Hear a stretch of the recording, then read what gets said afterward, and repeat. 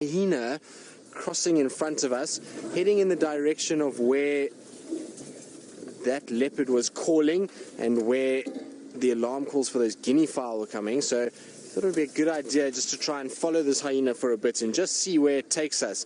They're often a huge exponent of leopards, so they hear a leopard call or they can hear alarm calls of birds, and they then go into that area to try and see if they can find the leopard, and they then are able to try and follow that leopard around or to look for any signs that that leopard potentially has any food that it can steal. So we're just kind of going through into a little dip here and into a drainage line, which is pretty much where James said he had that audio.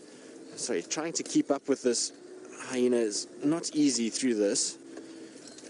It's just here in front of us, so let's have a look.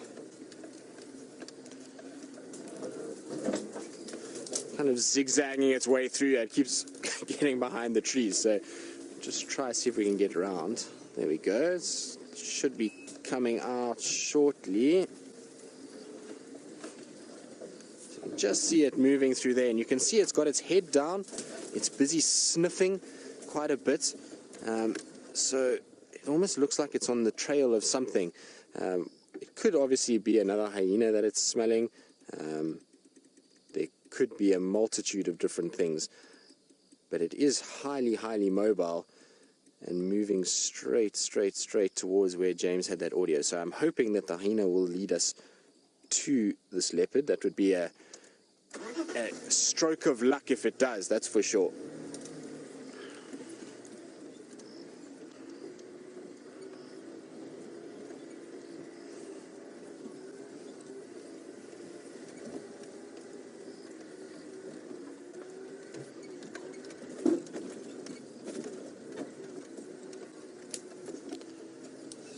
Got to be careful of hidden stumps.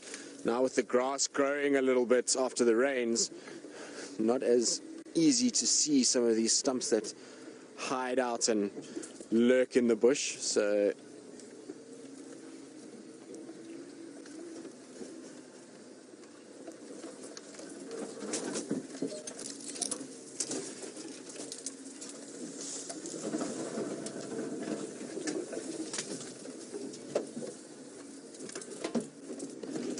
but it's really nice to be seeing hyenas again. Obviously we had that one last night, which was really nice. That was a young male. This one looks like an adult female. It's been a little bit difficult to get visuals of it. It keeps going into quite dense bush, so I haven't had a very good visual of whether it's male or female, but it looks like an adult female.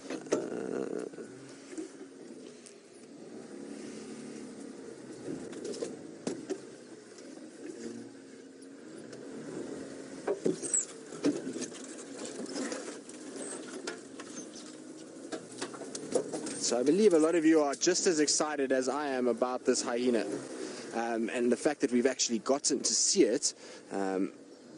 Sorry, just got to get over a dead tree here.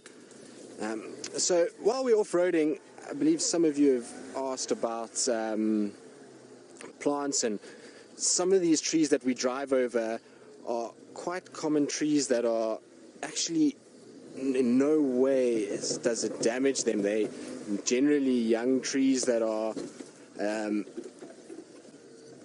quite pliable and quite flexible, and so as we go over them, they generally just pop up behind us.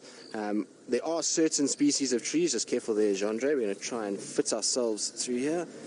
There are certain species of trees that are endangered or slow growing, that we try to avoid driving over as much as possible.